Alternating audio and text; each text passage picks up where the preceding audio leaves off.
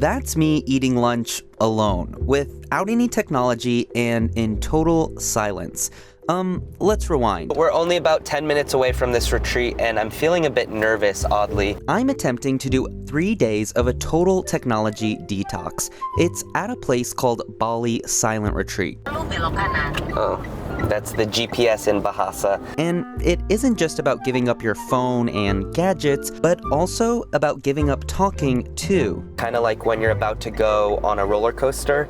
You know you gotta do it, but you're not necessarily eager to do it. And as part of this journey, I'm exploring how the increase in technology use has created an entire new billion-dollar industry of events and, ironically, apps aimed at helping us to unplug and chill out. I'm definitely an extrovert, so it'll be kind of weird not to be able to talk. Kesana bisa ya? Bisa. Ya, makasih.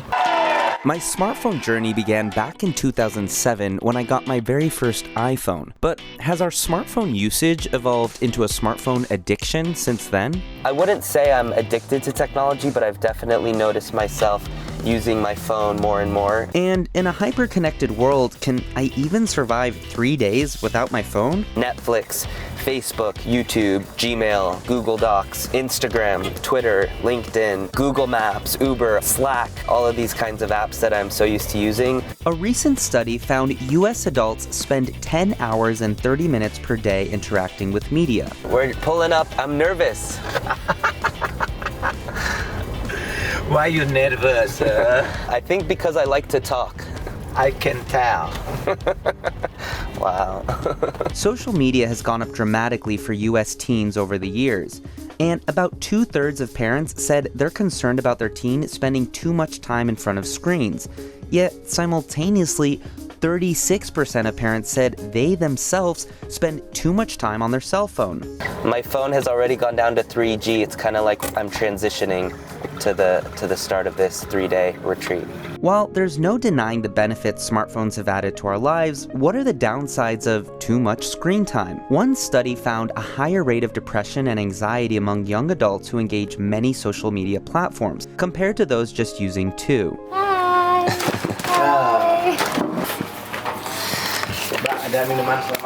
The retreat cost me about $85 per night, which includes vegetarian food mostly grown on or near the property. I'm gonna turn in my phone, my laptop, and even this camera.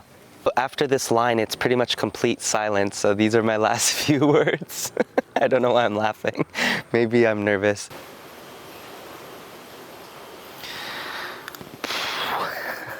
I feel lost already.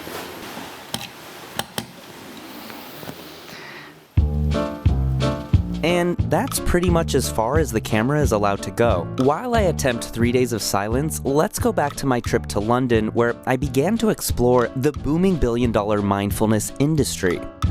Tech fatigue, as it's called, has inspired events worldwide focused on meditation and unplugging. I'm at a wellness festival here in London, which has everything from yoga to panels on how to avoid burnout. It's taking place over 24 hours, and naturally it started at 6 a.m. with a sober rave. I meet two attendees who live in London. So you both have cracked screens. I feel like that's a sign of a well-lived life. Yeah, no, that's me out dancing. Do you guys feel like you've become addicted to your phones in the past few years? Yes. 100%. It's really sad, and it's like the fact that I'm so aware of how bad it is for you and how it's affecting everyone. I can have so many conversations about it, but yet I still am just as addicted. Have you taken any steps to combat that? I'll take a book out with me one day instead of my phone. I'll try and distract myself from using it. So I'll put my phone in airplane mode every night about 10:30 and know that I'm not going to use it until I wake up. Both Apple and Google have introduced tools to help us track and limit the time we spend on our phones. Sure, it's a bit paradoxical that these tech giants want us to spend less time using their products and services, but it's also an acknowledgement that yes, we are spending too much time on our phones. What is the solution? And maybe highlighting the negative effects of always being on your phone. It can cause headaches and things like that, and probably things that we can't even... There's so many things that they've come up with that are off-putting, but it hasn't really helped us though, has it? No. I don't know what really would... I think education, so literally in primary school, you know how when we were young it was like drugs, don't do drugs. An electronic device, though, isn't a drug. yet many people I speak to equate it as such. Social media addiction releases dopamine from the brain, and that's the same as taking cocaine or being addicted to gambling. This is Joseph Pack. He tells me he used to work 13 hours a day, which resulted in him having multiple seizures, and he ended up in the hospital. Social media companies and apps earn their keep, really, by keeping people engaged. And if the apps are set up to keep people hooked in, then that's going to create unbelievable addiction.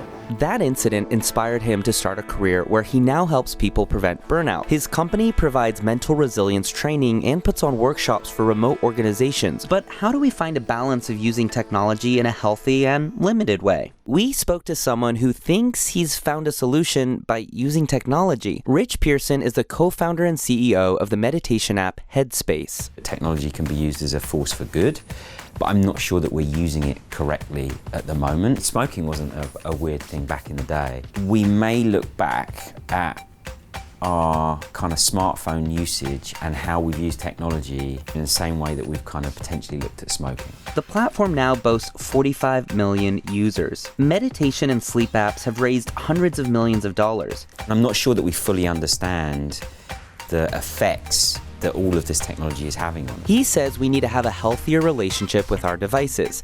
But wait, his solution is on a phone, and isn't our phone the thing that's causing us our issues in the first place? The phone is just a piece of metal, plastic and glass. So if it's sitting on a table, it's actually doing nothing to you. It's just sitting there, it's an object.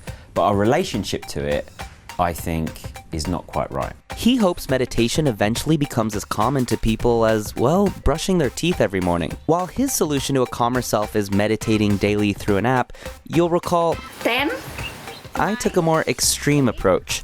Let's go back to Bali to see how a complete and total digital detox affected me. 2, 1. Yeah, I did it. I can speak. Wow. I think I lost my voice after 3 days. I haven't spoken.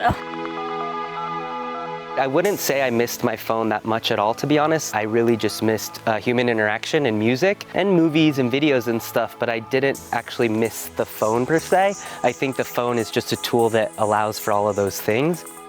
I would instinctively reach for my phone because I saw something I wanted to take a photo of and I couldn't. Also, it was really hard not to constantly Google things. I had all these things come to mind, like what is the population of Bali or what is the population of Indonesia? I just had to kind of sit with not knowing the answer, but I guess I can Google that now. By day 2, I really started to miss people and music.